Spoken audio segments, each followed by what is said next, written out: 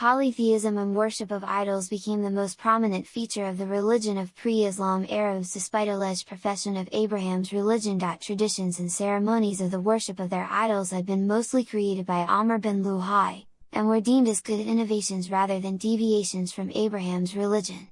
Some features of their worship of idols were: 1. Self-devotion to the idols, seeking refuge with them, acclamation of their names, calling for their help in hardship, and supplication to them for fulfillment of wishes, hopefully that the idols, i.e., heathen gods, would mediate with Allah for the fulfillment of people's wishes. 2. Performing pilgrimage to the idols, circumrotation round them, self-abasement and even prostrating themselves before them. 3. Seeking favor of idols through various kinds of sacrifices and immolations, which is mentioned in the Qur'anic verses, and that which is sacrificed, slaughtered, on a nusub, stone altars. Al-Quran 5-3. Allah also says, "Eat not, O believers, of that meat, on which Allah's name has not been pronounced, at the time of the slaughtering of the animal."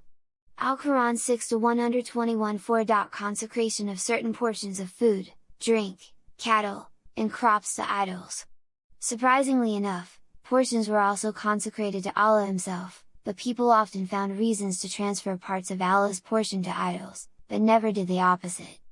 To this effect, the Qur'anic verses go, "And they assign to Allah a share of the tilth and cattle which He has created, and they say, this is for Allah according to their pretending, and this is for Allah's so-called partners. But the share of their, Allah's so-called partners, reaches not Allah, while the share of Allah reaches their, Allah's so-called partners. Evil is the way they judge." Al-Quran 6-136. 5. Currying favors with these idols through votive offerings of crops and cattle, to which effect, the Qur'an goes, "And according to their pretending, they say that such and such cattle and crops are forbidden, and none should eat of them except those whom we allow.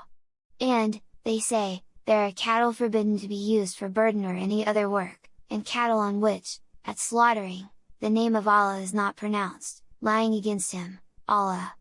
Al-Quran 6-138.